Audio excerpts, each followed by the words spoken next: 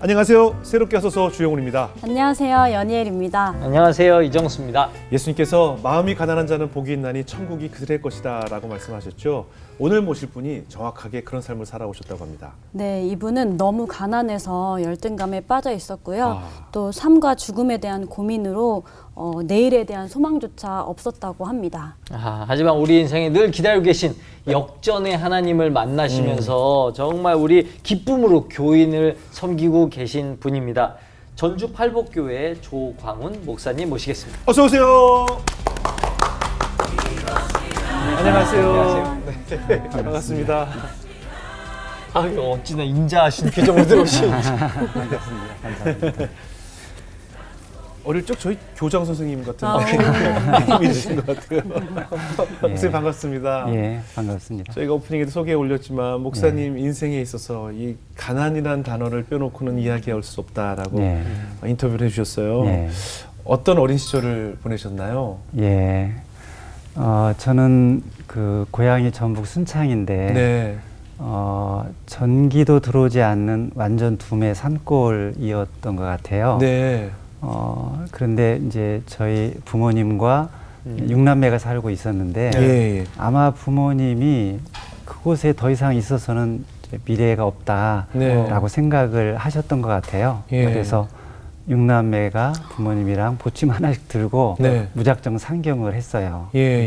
한동안 한 1년인가 이렇게 남짓 살았는데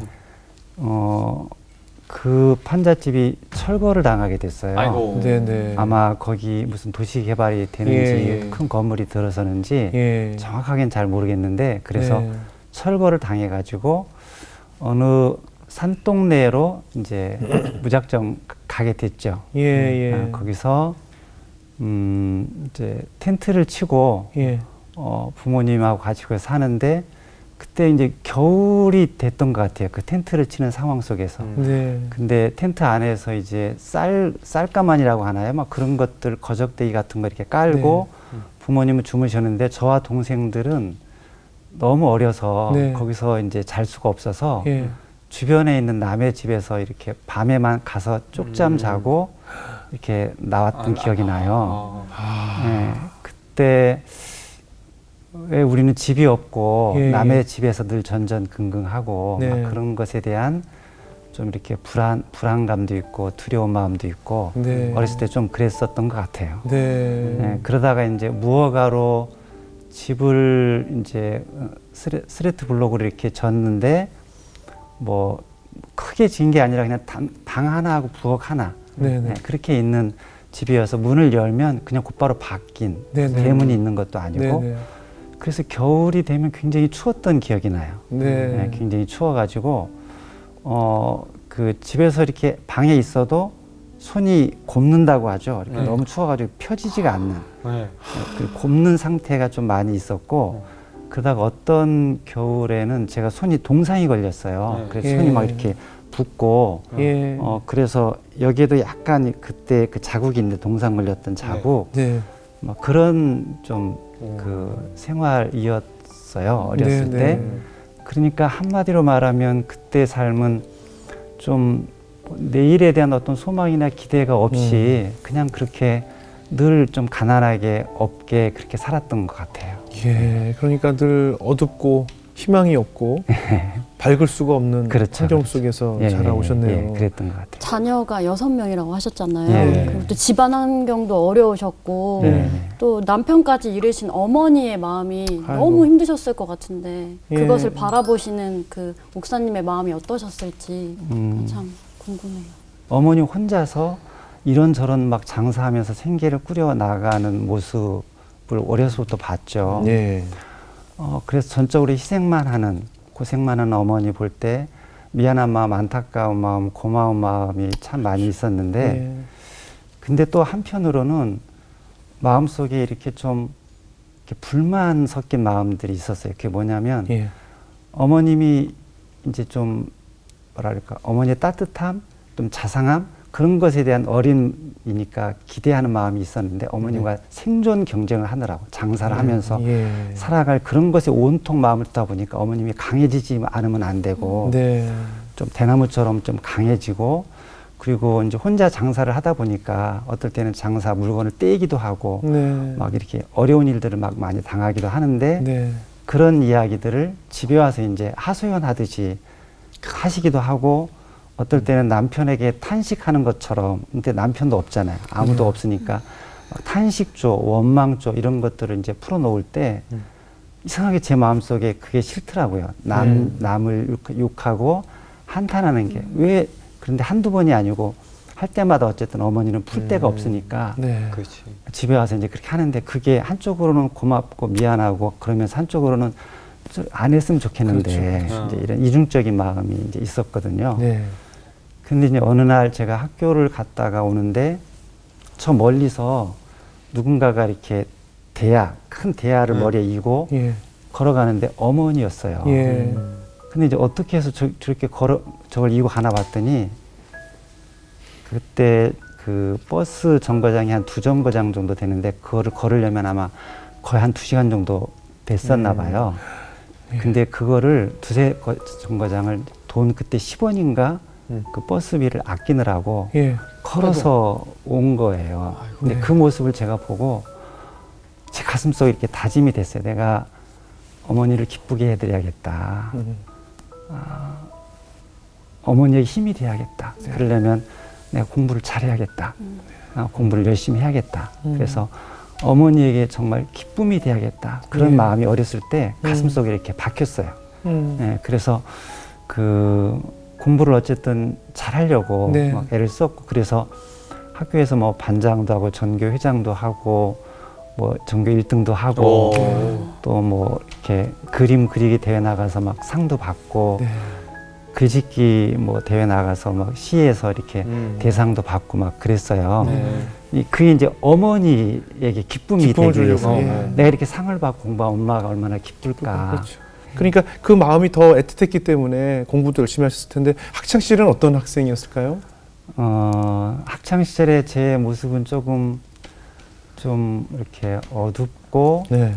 좀 자격지심이 늘 있고 예. 좀 불만이 있는 이 삶에 대해 왜냐면 만족감을 어디서도 얻지를 못하니까 네, 네. 뭐 어머니에게서 무슨 자상한 사랑을 받는 것도 아니고 네. 형제들 간에 무슨 정이 있었던 것도 아니고 어디 뭐 이렇게 기댈 만한 것도 없고 그러네요. 그러니까 늘 좀 부정적이고 자격지심 뭐 이런 것들에 눌려서 살았던 것 같아요. 네. 그러다 보니까 제 얼굴이 예. 좀 이렇게 어둡게 보이고 뭔가 이렇게 문제가 있는 것처럼 보였나 봐요. 네. 그래서 사람들이 저한테 이렇게 또는 학교에 선생님이 묻는 질문이 이런 질문이 많았어요. 너 어디 아프냐? 무슨 문제가 있냐? 그러니까 자존감도 낮아지고 그러니까 정말 우리 흔한 표현으로 어깨를 못 펴고 이렇게 축 처진 상태로 맞아요. 살아왔던 그렇게 늘 살았고 예. 그리고 그래서 이제 중고등학교 때 제가 받은 저기 별명 가운데 하나가 후기 인상파. 그때 아마 우리 어렸을 사조에 막 후기 인상파 그런 게 있잖아요. 그 인상 쓰고 다녀서 그렇죠, 그냥 후기 그렇죠. 인상파라는 그렇죠, 거죠. 그렇죠. 후기 인상파라는 별명을 이제 그 받기도 했고 그러다 보니까 이렇게 사람들 앞에서 나서는 거 그리고 예. 어떤 이렇게 사진을 찍는 자리에 있으면 사진을 안 찍으려고 제 모습이 제가 볼 때 이렇게 만족스럽지 않으니까 네네. 자꾸 피하고 만약에 서더라도 뒤에 후무진 곳에 이렇게 네네. 있는 그런 이렇게 암울하고 고독 속에 gat혀 있을 때 하나님은 늘 누군가 이렇게 수호천사 같은 분을 보내주시고 붙여주시고 그런 네. 분들이 있지. 혹시 그런 분들은 없으셨을까요? 있었어요. 예. 제가 그 어려서부터 교회를 나갔는데 그러니까 철거당에서 살던 그 산 동네에 집 가까이에 교회가 있었어요. 그래서 교회를 이제 갔는데 그 교회가 마침 컴패션이라는 뭐 사회복지 단체와 연관되어 있는 교회였어요. 네. 그래서 그 중에서 이제 좀 어렵고 뭐 부모가 없거나 가난한 아이를 이렇게 추천해서 후원을 받게 하는 그런 일을 하고 있었는데 네네. 제가 이제 추천이 됐어요. 저희 집안 식구들 중에서 제가 이제 추천이 되어서 이제 저희 집 가정 뭐 분위기나 상황을 살펴보려고 그때 향진원이라고 고아원인데 거기서 이제 컴패션 그 사회복지 일을 같이 했었어요. 근데 그때 그 원장님이 송성준 원장님이신데 그분이 저희 집을 방문을 했어요. 예. 근데 이제 방문을 해서 저를 바라보고 제 이름 묻고 여러 가지 이야기 하는데 지금도 그 얼굴 모습이 생각이 나요. 네. 너무나 환하게, 너무나 따뜻하게, 그리고 너무나 자상하게 인자 모습으로 저한테 관심을 갖고 여러 가지를 물어보고 이야기를 하는데 제가 이제 저희 아버지에게서 막연하게 기다렸던 네. 아버지는 너무 병약하고 힘들어서 자상하게 뭐 이렇게 대해주지 못했는데 그런 어떤 자상한 아버지 같은 모습을 그 송성준 원장님에게서 느꼈던 것 같아요. 어렸을 네. 때. 그래서 이제 그 컴패션과 결연이 되어서 거기서 이제 매달 이제 10불씩 미국에서 네. 후원자로부터 10불씩을 받고 그 받기 위해서 한 달에 한 번씩 향진원이라는 곳을 이렇게 그 이제 찾아가서 네. 거기서 이제 예배도 드리고 뭐 이렇게 후원금도 받고 어떨 때는 이제 뭐 옷도 선물 받고 뭐 크리스마스 선물도 받고 뭐 거기서 보내는 뭐 그림도 그리고 글도 쓰고 이제 그런 기억이 나는데 예. 그때마다 송성준 원장님이 이제 저를 반겨주시고 예. 그리고 제 이름을 광훈이 왔니 하고 이렇게 맞아주시고 근데 그게 그렇게 좋더라고요. 저를 반겨주고 맞아주는 사람이 있다는 게. 예. 그리고 그 향준원에 이제 거기가 이제 고아원이니까 고아 아이들이 많이 있는데 예. 제가 거기서 이제 그 모임을 할 때 보면 저쪽에서 아이들이 막 축구도 하고 막 노는 모습이 보이는 거예요. 네. 그리고 그 아이들의 이름이 다 그 향준원 사무실에 써 있고 막 이렇게 관심 갖는 모습이. 네.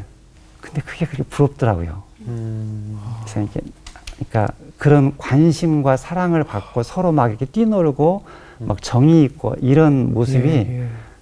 부러워서 아 나도 저 아이들 중에 한 명이 됐으면 좋겠다 이런 어머니 생각이 있으신데. 있는데 이제 그 분위기 그렇죠. 저희 집안에서는 이제 그런 분위기를 못 하기에 느꼈으니까 하는 그렇죠. 아 그냥 순간 아 저런 아이가 됐으면 좋겠다라는 예. 생각이 들기도 했다는 거죠. 예, 예. 네, 그런 마음을 이제 향전원에서 듣기도 했고 예.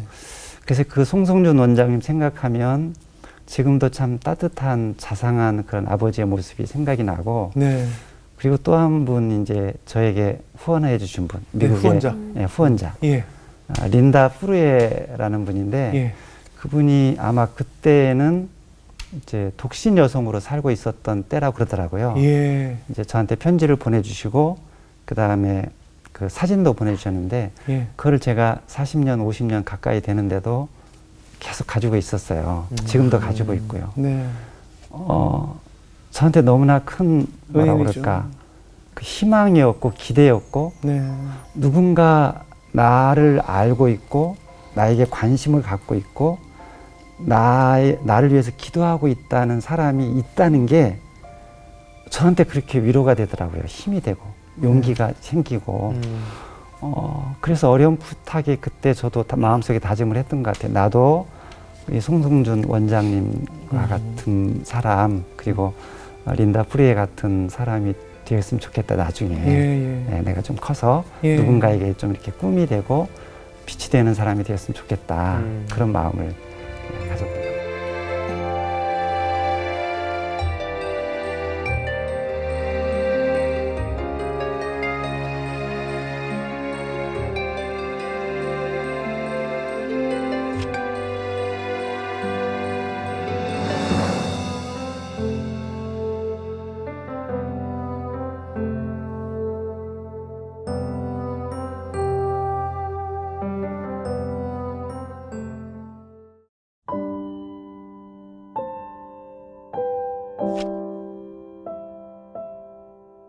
내가 분명히 교회도 열심히 나가고 성경도 많이 읽고 하나님도 잘 믿는다고 생각하는데 근데 이상하게 제 마음속에 이렇게 확신, 기쁨 뭐 이런 것들이 없는 거예요. 그리고 뭔가 내 마음을 뭐가 확 이렇게 잡고 있는 것 같은 답답한 마음이 늘 가슴속에 있었어요. 그래서 내 마음이 이렇게 늘 답답할까. 그래서 저는 이제 육체적으로 가슴에 뭐가 막힌 줄 알고 사이다를 마시면 이상이 될까 생각해서 막 사이다를 먹어도 그 시원하지가 않는 거예요. 그때 그래서 어렸을 때 또 무슨 광고가 있었냐면 사이다보다 더 시원한 것보다 더 시원한 쿨피스 이런 선전 문구가 생각이 나요. 맞아요. 네, 그래서 매운 거 먹을 때 먹는 거. 네. 그래가지고 저 쿨피스를 마시면 내가 가슴이 좀 시원해질까? 그래서 쿨피스도 마셔봤어요. 예. 근데 여전히 답답한 예. 게 이게 안 내려가는 거예요. 예. 왜 내 가슴이 이렇게 늘 답답할까? 그래서 나도 그때 뭐 다른 사람들이 무슨 일이 있으면 막 소나무 잡고 이렇게 기도해서 소나무를 뽑았다는 막 이야기를 들어서 나도 그러면 소나무라도 뽑아야 되나? 네네. 이런 생각이 들어가지고 제가 이제 작정을 하고 예. 기도원을 들어갔어요. 어. 아마 그때 에덴 기도원이었던 것 같은데 그래서 정말 이제 소나무를 찾았어요. 예. 소나무를 찾아가지고 소나무를 딱 찾아가지고 그거 붙들고 이제 기도를 했어요. 예. 근데 하루 이틀 3일 기도해도 아무런 뭐 변화가 없는 거예요. 안 뽑혀요. 소나무가 뭐 움직이지도 않는 거예요. 예. 제가 너무 큰 소나무를 이렇게 붙들었어요. 잘못 골랐네. 그래서 이제 그렇게 하고 거의 이제 6일째 다 한 주간이 다 지나는 거예요. 예. 그래서 이제 다 지나고 예배당에 앉아 있는데 낙심이 되는 거예요. 나 안 되나 보구나. 나는 안 되는구나. 안 되나 보다. 하고 이렇게 낙심 중에 이렇게 있는데 갑자기 제 마음속에 이렇게 한 음성이 들려오는 거예요. 이제 어떤 음성이냐면 하나님의 음성이죠. 네. 네가 왜 나를 믿지 않느냐. 음. 그러니까 아마 그때 그 이전에 어떤 예배가 있었는데 목사님이 야곱 이야기를 하면서 그 야곱한테 왜 네가 나를 믿지 않느냐 그런 비슷한 얘기를 하신 것 같아요. 네. 근데 그 여운이 이제 지난 다음에 저한테 그게 그 질문이 온 거예요. 네가 왜 나를 믿지 않느냐. 근데 이제 제가 마음속에 대답했죠. 나 잘 믿는데 난 누구보다도 하나님을 잘 믿어. 나 누구보다도 신앙이 좋아. 나 누구보다도 하나님을 잘 믿는데 이거 대답을 했어요. 근데 계속해서 네가 왜 나를 믿지 않느냐라는 질문이 계속 오는 거예요. 마음속에 몇 번 반복해서. 나 잘 믿는데 그러다가 갑자기 탁 제 가슴이 멈췄어요. 내가 믿지 않았구나. 내가 하나님을 믿은 게 아니라 하나님을 머리로 알려고 했구나. 내 이 좁은 머리로 내 이성으로 하나님을 감히 알려고 하고 감히 하나님을 담으려고 하나님을 헤아리려고 했구나. 내가 하나님을 의지하고 믿은 게 아니었구나. 내가 믿지 않은 것이 하나님을 알려고 한 것이 이게 엄청난 죄였구나. 내 엄청난 교만이었구나. 라는 게 갑자기 딱 생각이 나는 거예요. 느껴지는 거예요. 네. 그게 깨달아지는 순간 갑자기 눈물, 콧물이 막 쏟아지더라고요. 예. 눈물, 콧물을 얼마나 많이 흘렸는지 모르겠어요. 내가 정말 죄인이었구나. 예. 나는 이 신앙에서 만이라도 내가 정말 최고가 되고 싶고 신앙적인 면에서 누구보다도 부족하지 않은 사람이 되려고 했는데 이게 내 교만이었구나. 내 죄였구나.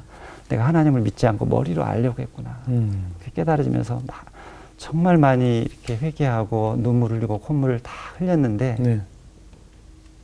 그리고 났더니 네. 제 가슴이 팍 뚫려진 거예요. 그 이전에 제가 사이다를 마시고 뭐 쿨피스를 마셔도 답답했던 그게 가슴이 팍 뚫려지면서 너무나 시원한 거예요. 드디어 찾던 것이 들어왔군요. 예, 너무너무 시원하고. 네. 예. 그런 이제 체험을 했었죠. 예. 그 이후로 이제 목회자로 사시면서 큰 터닝 포인트가 있었다고 들었거든요. 예. 제가 이제 6년 동안의 군목 생활을 마치고 예.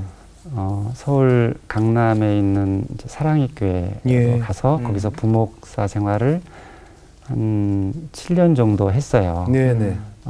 근데 이제 그때 제가 작년들 이제 교구 사역을 했는데 네. 제가 맡은 지역이 뭐 강남에 주로 해서 강남 대치동, 뭐 일원동, 방배동, 돈이 그리고 많았던 저 분당 네네. 이런 데를 이제 맡았었어요. 예. 그러다 보니까 주로 좀 어쨌든 여유가 있는 분들도 예, 예. 좀 많이 있었고 네네.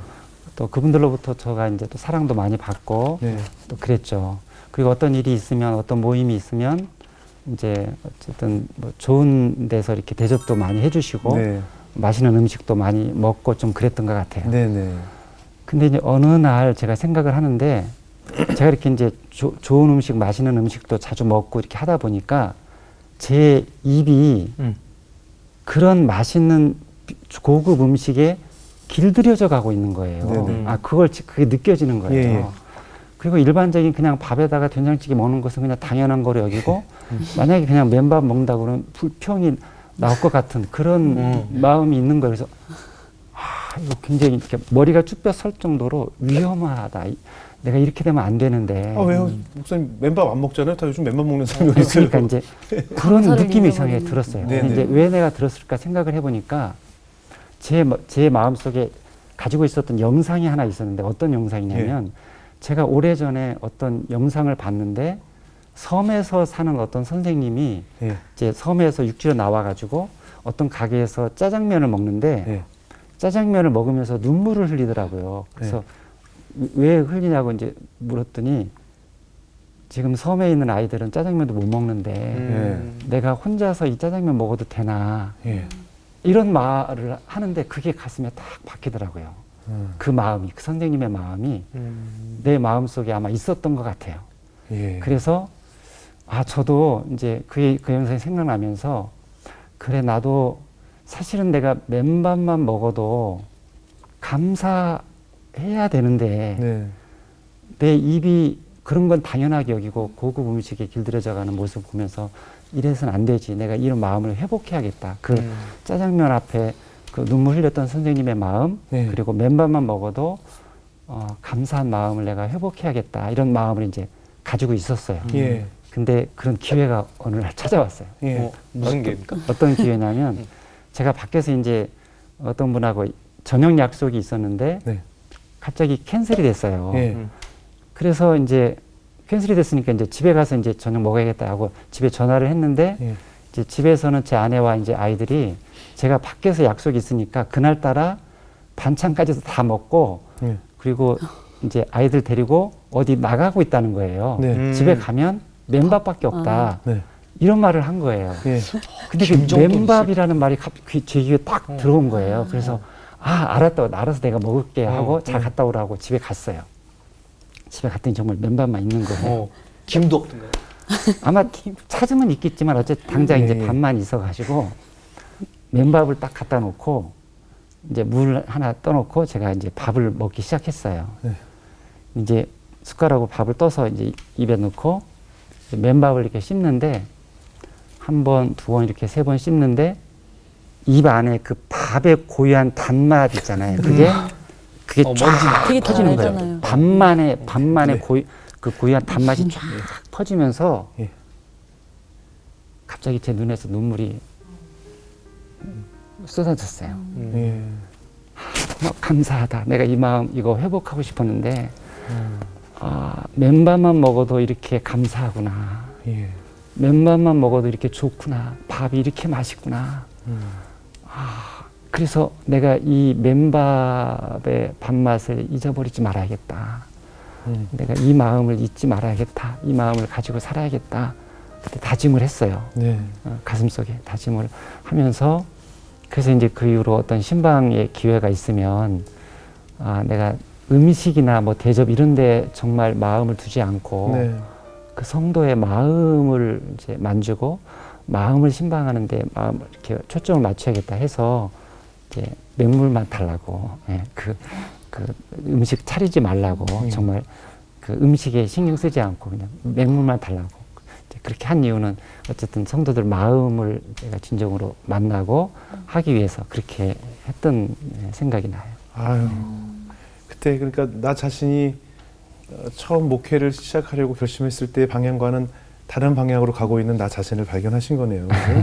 그래서 그게 아니었지라고 초심으로 돌아가신 게 아니라 이런 생각이 드네요. 그러면 그 강남에서 부목사로 계시다가 지금은 현재 전주에서 목회하고 계신 거죠? 어떤 곳인가요?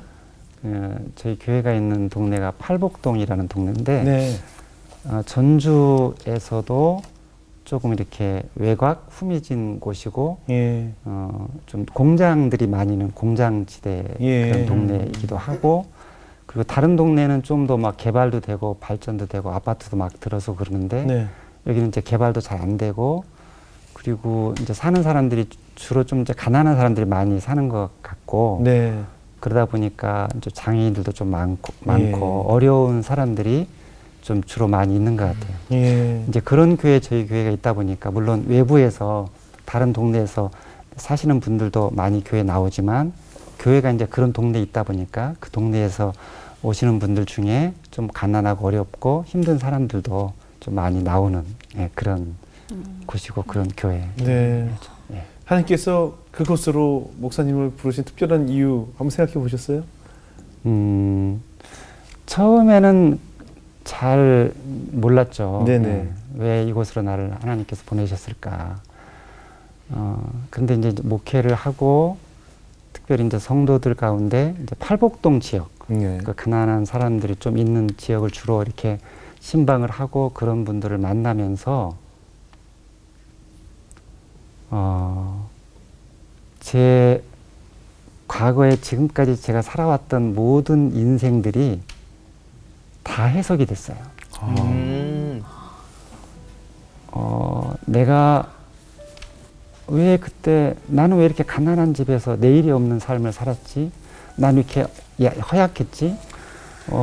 내 주변에 왜 이렇게 그 힘 있는 사람도 없고 늘 그랬지? 그리고 중간에 제가 또 폐결핵 늑막염도 좀 앓고 몇 년 동안 고생도 했었고 예.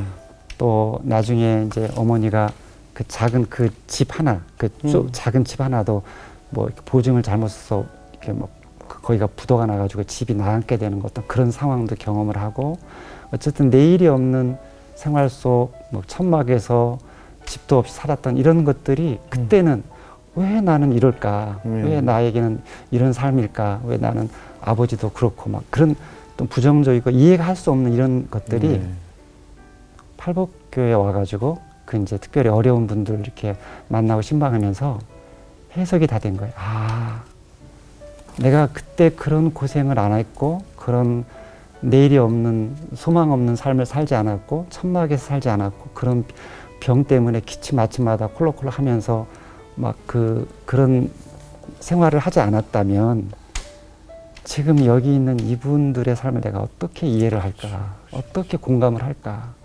근데 공감이 되는 거예요.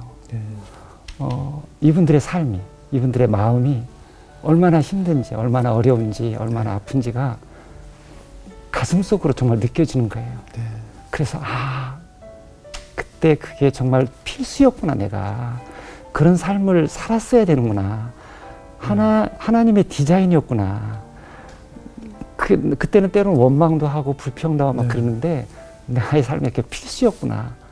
하나님 나를 이곳에서 이 교회에서 목회하게 하시려고 그런 일들을 겪게 하셨구나. 그러니까 그 하나하나가 너무나 소중한 거예요. 그때 막 답답하게 여기고 괴롭고 하기 힘들었던 것들이 다 뜻이 있고 목적이 있었구나. 하나님의 디자인 안에서는 버릴 것이 없고 언젠가 빛을 발할 때가 있구나. 이런 생각이 들면서 그래서 이제 어려움 속에 있는 내일이 없는 삶을 살아가는 사람에 대한 축복하는 마음이 생기는 거예요. 뭔가 뜻이 있을 것이다. 지금은 모르지만 언젠가 이것이 빛을 발할 날이 있고 정말 멋있게 해석될 날이 있을 거다. 그런 마음으로 이제 격려하고 정말 가슴으로 축복하고 그렇게 되는 것 같아요. 그 팔복동에 성도님들 한 분 한 분 직접 만나 뵙고 신방도 다니시고 하실 텐데 직접 만나 뵈니까 어떻던가요? 그 신방할 때 하셨던 어떤 그 성도의 말이 생각이 나요. 네. 이제 신방을 해서 이제 딱 들어갔는데 막 어쩔 줄을 몰라 하시면서 목사님 같은 분이 우리가 이런 누추한 곳에 오셔서 어떻게 하냐고 이런 표현을 하시는 거예요. 근데 이제 그 표현이 제 가슴속에 막 박혔어요. 목사님 같은 분이 이런 누추한 곳에 오시다니. 근데 제 마음속에 아닌데 나도 똑같은 사람이고 나도 성도님이나 집사님이나 같은 마음인데 내가 서울 강남에서 왔다고 뭐 양복 이렇게 깨끗하게 말끔하게 입고 있으니까 너무 이렇게 차이가 나는 사람인 것처럼 이렇게 뭐 느꼈을 수도 있잖아요.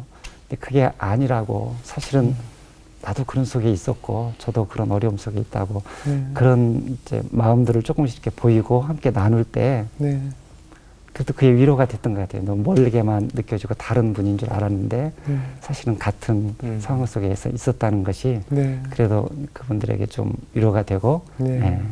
공감이 됐던 것 같아요. 네. 근데 지금 말씀하시는 중에 정확하게 한 7번 정도 울컥하셨거든요. 눈물이 많으신 것 같아요. 그래서 저도 순간순간적으로 이걸 드려 말어 이렇게 막 고민 많이 했는데 이 정도면은 목회하실 때도 눈물을 많이 흘리실 것 같아요. 이제 그 눈물이 나는 이유 가운데 큰 거는 예수님이죠. 예수님 생각하면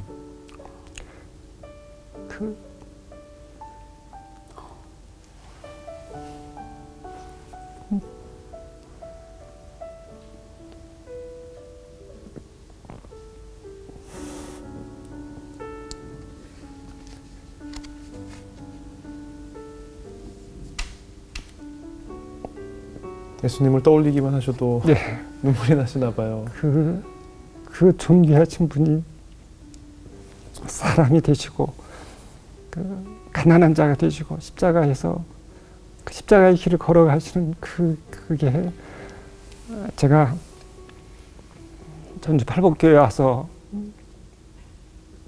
목회하기 전까지는 잘 몰랐어요. 그냥 머리로만 알고 네. 가슴으로 이렇게 와닿지 않았는데 이곳에서 이제 목회를 하면서 예수님이 너무나 고맙고 그 예수님 사랑이 십자가 사랑이 정말 가슴속에 절절하게 스며지는 거예요. 순간순간. 그리고 또 한 가지는 그 엄청난 사랑과 은혜를 내가 받고 사는데 그 예수님의 마음에 원대로 살지 못하는 나의 부족함, 연약함 이런 것들 생각할 때 미안해서 죄송해서 그래서 눈물이 날 때가 참 많이 있고요. 네. 그리고 이제 성도들 생각할 때도 이 하나님의 사랑을, 예수님의 사랑을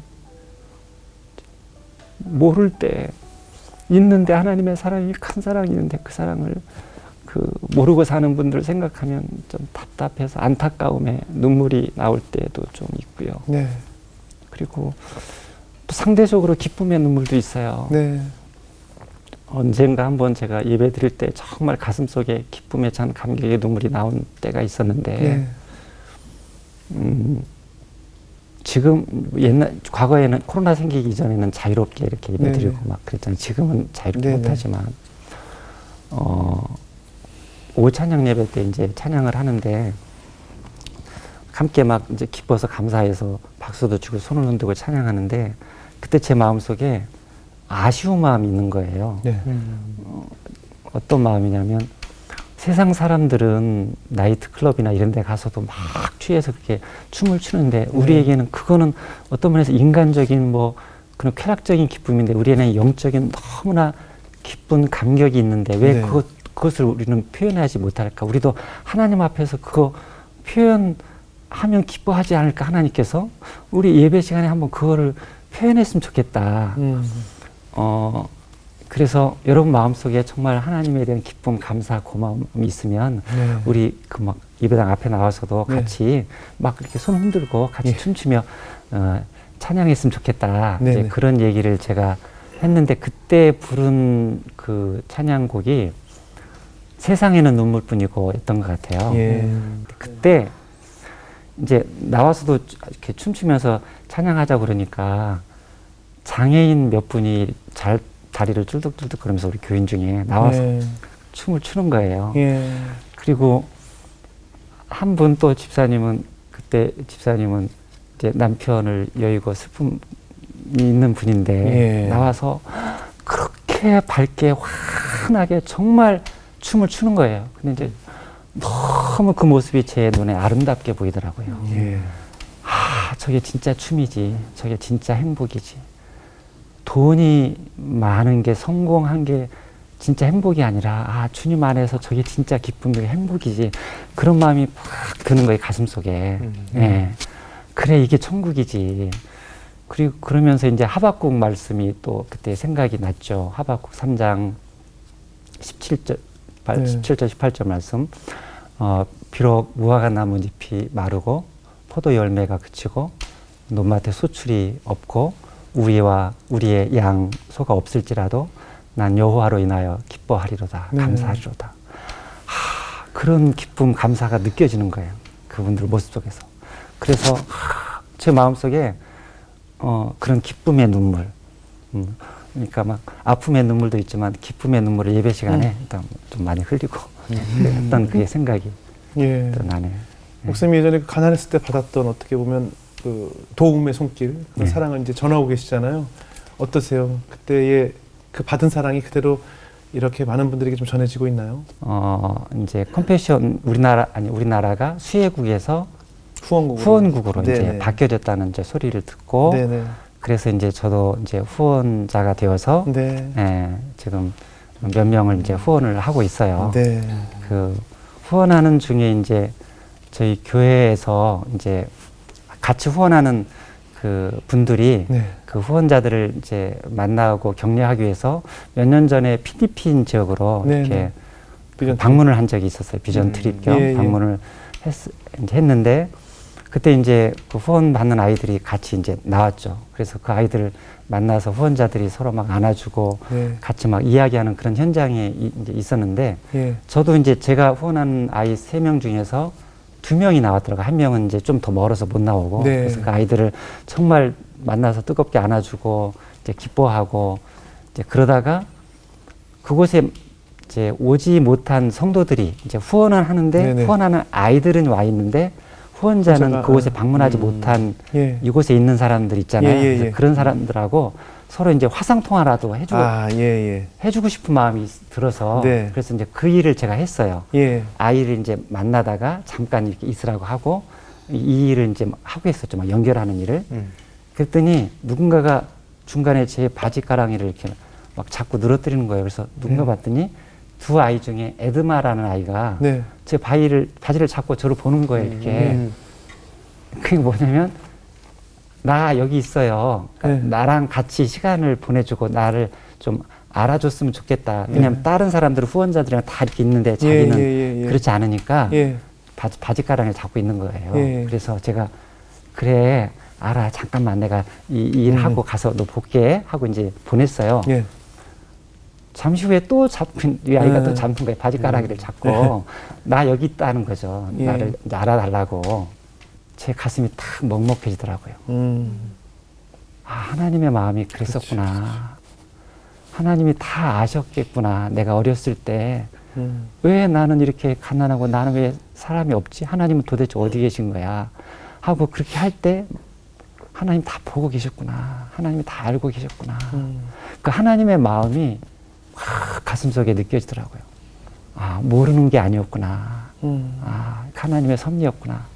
그래서 그 하나님의 마음이 어쨌든 그 컴패션 아이의 바지가랑이 잡는 모습을 통해서 느껴져서, 예, 그래서 또 이렇게 애달파서 당장 뭔가 응답이 없어서 막 바지가랑이도 잡고 막 그런 사람들이 있을 수 있잖아요. 네네네. 예, 염려하지 말라고, 조금만 기다리라고. 네. 하나님 다 알고 계시고, 보고 계시고, 때가 되면 만나 주실 거라고. 네. 예, 그런 말을, 예, 하고 싶어요. 그렇군요. 예. 우리 연일 자매 오늘 어떻게 들으셨어요? 네, 저는 아까 목사님께서 그 맨밥을 얘기하셨잖아요. 네네. 말씀하실 때 저도 진짜 눈물이 났는데 네. 저도 모르게 제 눈이 높아지고 좀 화려하고 좀 눈에 좋아 보이는 것들을 추구했던 저를 다시 되돌아보게 되면서 진짜 감사를 잊고 살았었던 것 같다라는 생각이 들었어요. 예. 그래서 작은 것에 감사할 수 있는 그런 사람이 되고 싶다라는 생각이 들었고 예수님께서는 내게 오는 자는 결코 줄이지 않을 터이요 나를 믿는 자는 영원히 목마르지 아니하리라 라고 말씀하셨잖아요. 근데 어렸을 때 그 영혼을 사모하는 마음이 있으셨다고 하셨잖아요. 근데 그 똑똑하셨지만 그 신학을 선택했었던 그 믿음이 정말 하나님께서 그런 마음을 주셨다는 게 큰 축복이었다라는 그런 마음이 들었고 예수님 한 분만으로 그렇게 눈물을 흘리시는 그 모습도 네, 맞아요. 저도 진짜 그 예수님만 생각하면 눈물을 흘릴 수 있는 그런 하나님의 딸이 되고 싶다라는 생각이 네. 들었습니다. 예. 그래서 오늘 점심은 반찬 없어요. 예? 네. 맨밥. 다 오늘 맨밥으로. 오늘부터 전부 오늘 전부 맨밥으로 오늘부터 결정했습니다. 행해보겠습니다. 네, 오늘은 전부 맨밥이에요. 네. 네. 미국에서는 우리는 누군지 모르는 린다 프리라는 어떤 여성분의 마음에 긍휼의 씨앗을 예수님께서 심으셨고 그것이 머나먼 대한민국 땅에 정말 찢어지게 가난해서 한 번도 웃음조차 웃어본 적 없는 조강훈이라는 아이에게 희망의 씨앗을 전해졌죠. 그래서 배고픔이 무엇인지, 찢어지게 가난한 것이 무엇인지, 그리고 정말 희망이 없다는 것이 무엇인지, 웃을 수 없다는 것이 무엇인지를 직접 다 경험하게 하시고 바로 그 린다 프리에가 심었던 그 작은 씨앗이 이렇게 조강훈이라는 훌륭한 대한민국의 목회자를 만드셨고 또 보고 듣고 느끼셨던 그 경험을 이제는 목회 현장에서 똑같이 어린 시절의 조강훈처럼 배고픔에 눈물로 희망도 없이 늘 웃지 못하는 아이들의 고통이 무엇인지 또 후원을 받고 그 아이가 그 나라에서 어떻게 해서 커가는 것이 내가 후원을 한다는 것 자체가 그 나라에서 어떤 기적을 만들 수 있다는 것을 목사님께서 직접 체험을 하신 거라고 생각이 들어요. 그래서 목사님께서 이렇게 어린 시절에 사실 아까 목사님께서 하나님께서는 바지자락에 잡는 아이를 조금만 기다리라고 하셨지만 저는 기다린 것이 아니라 1분 1초도 그 아이에게서 눈을 떼지 않고 그렇죠. 크게 사용하실 우리 광훈이를 위해서 함께 우시면서 그때도 예수님께서 하나님께서 우리 광훈이 옆에 항상 계셨다라고 생각이 들어요.